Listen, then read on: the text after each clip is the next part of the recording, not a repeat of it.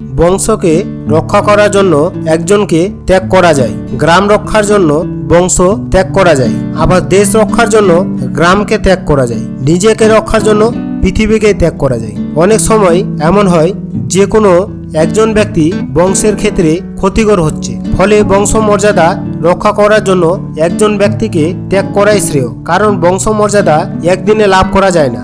বংশমর্যাদা লাভ করতে হলে কয়েক পুরুষের শিক্ষা, সামাজিকতা, অর্থমর্যাদা অনেক যত্ন করে লাভ করতে হয়। ফলে সেই বংশমর্যাদাকে এক ব্যক্তির জন্য নষ্ট করা যায় না। ফলে বংশের মর্যাদা রক্ষার প্রয়োজনে একজন ব্যক্তিকে ত্যাগ করাই শ্রেয়।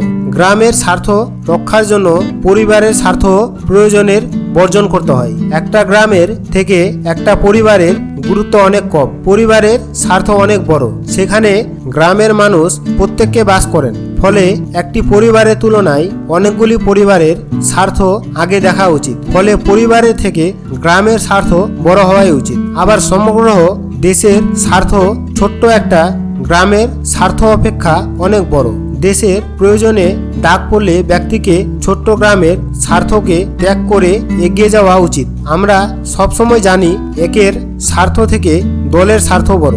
মানুষ সব থেকে বেশি ভালোবাসেন নিজেকে। নিজের জীবন মানুষের কাছে সব থেকে দামি। নিজের জীবন অনেক প্রয়োজনীয় ও মূল্যবান। সেই মূল্যবান জীবনের জন্য সমাজ, সংসার, দেশ, পৃথিবী সবই ত্যাগ করা যায়। নিজেকে বাঁচিয়ে রাখলে পৃথিবীর কোনো মূল্য মানুষের কাছে নেই। ফলে মানুষের নিজের প্রয়োজনে সবকিছু ত্যাগ করা যায়।